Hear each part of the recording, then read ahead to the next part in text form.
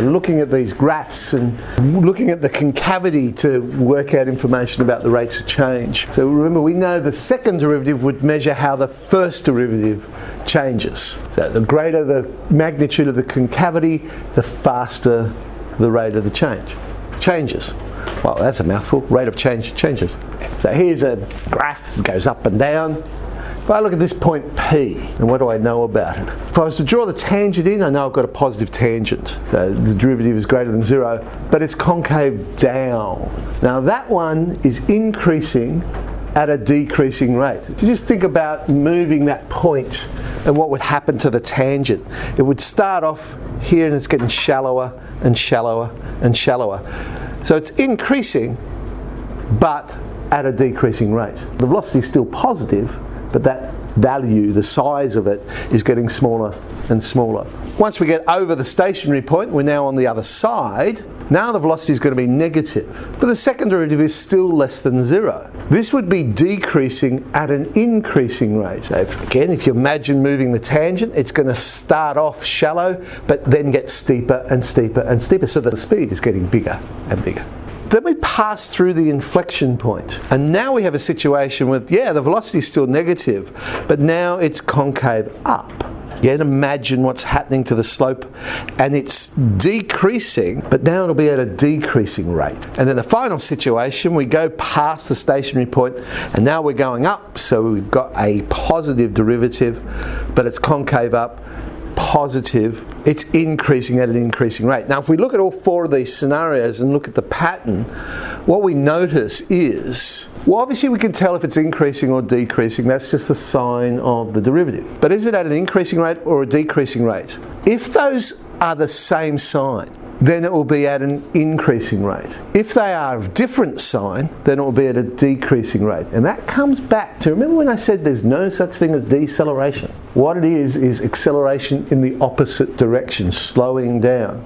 So whenever the first derivative is in the opposite in sign to the second derivative, that's when we're slowing down. So we're going at a decreasing rate. But that's talking about derivatives rather than velocity and acceleration, but it's the same idea. Okay. So if they're in the same direction, got the same sign, it will be happening at an increasing rate. If they are opposite in sign, it's happening at a decreasing rate. Okay, well, let's look at some graphs then.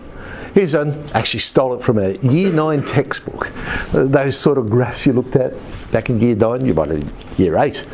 So it's petrol consumption versus population density in 22 different cities. Less than 20 people per hectare. People depend more on their cars, and there's little public transport. What can be concluded about petrol consumption, which is what this graph is measuring, as the population density increases?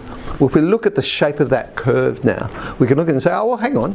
Petrol consumption per capita must be decreasing at a decreasing rate because the concavity is concave up, but the slope of the tangent is negative. It's opposite directions. One's positive, one's negative. So it must be happening at a decreasing rate, and clearly we can see it's going down, so it's decreasing at a decreasing rate. Temperature. How does temperature change during autumn, which of course is where we are right now? And there's, I don't know what year it is, but there's a particular year, some temperatures in Sydney. But what do we notice? At the start of autumn, which of course is March, we can see it's decreasing at an increasing rate. Because at March it's going down, so it's decreasing. The concavity is negative, so the signs are the same. So an increasing rate. If you think about that, at autumn, yes, the temperature starts decreasing quite quickly. Mind you, you'd say this year that wasn't the case. It stayed warm quite well, quite a long time, didn't it? However, during autumn, that rate slows down. Because by the end of autumn, or if we talk about the mass behind it in the graph, an inflection point occurs. The concavity changes. So by the end of autumn, it's now a concave up graph. It's still decreasing, but it's concave up. So the signs are in opposite direction. So that's telling us that temperature, yes, it's still dropping, but not as dramatically as at the start of autumn. This one, let's go back to March the 22nd in a wonderful year we're all going to remember when COVID happened. Stage 1 shutdown restrictions. Remember these graphs? And we religiously followed them every day. And we go, oh yeah, well look at all these things and what have you. So the question is, if on the 22nd of March that particular year, I think that was the first lockdown, was it 2020? Yeah, I think that was that one. He said, right, we're going to do shutdowns. We're going to try and get these cases down. Now, given that it took about 5 to 6 days for symptoms to show, did you think, or do you think the measure has been effective? Now, of course, when I took this graph, it was at the end of March that particular year. Hindsight's a wonderful thing, but at that point, would you say, oh yeah, it looks like this is being effective? Well, all right, 5 days later, what was happening at the 27th of March, so right at the end here, if we look at our graph, well yeah, the curve has inflected. It's changed from concave up to concave down. It's increasing, yeah, but the concavity is now negative. It's in opposite directions.